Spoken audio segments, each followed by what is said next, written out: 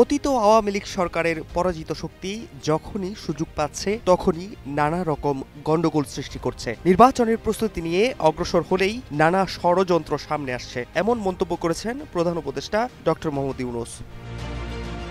শনিবার রাষ্ট্রীয় অতিথি ভবন যমুনায় 14টি রাজনৈতিক দল ও জোটের শীর্ষ নেতাদের সঙ্গে বৈঠকে তিনি একথা বলেন।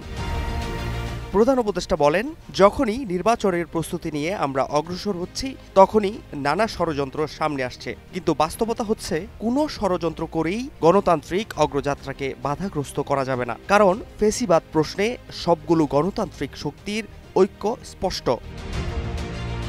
পতিত শক্তি গণ্ডগোল লাগিয়ে নির্বাচনের আয়োজনকে ভণ্ডুল করার চেষ্টা করছে উল্লেখ করে তিনি বলেন, এ অপচেষ্টাকে প্রতিহত করতে ফেসিবাদ বিরোধী সব শক্তিকে ঐক্যবদ্ধ থাকতে হবে।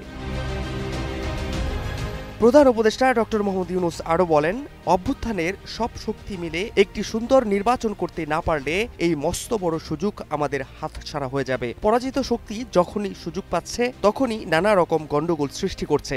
এসব করে তারা দেশের স্বাভাবিক অগ্রযাত্রাকে মারাত্মকভাবে ব্যাহত করছে।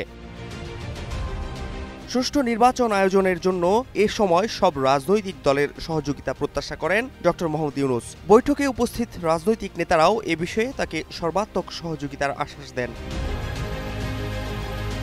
গত 23 জুলাই দেশের সাম্প্রতিক পরিস্থিতি নিয়ে রাষ্ট্রীয় অতিথি ভবন যমুনায় 13টি রাজনৈতিক দল ও জোটের নেতাদের সঙ্গে বৈঠক করেন প্রধান উপদেষ্টা। এর আগে 22 জুলাই রাতে বিএনপি, জামায়াত ইসলামী, এনসিপি ও ইসলামী আন্দোলনের নেতাদের সঙ্গে বৈঠক করেন প্রধান উপদেষ্টা ডক্টর মোহাম্মদ ইউনূস।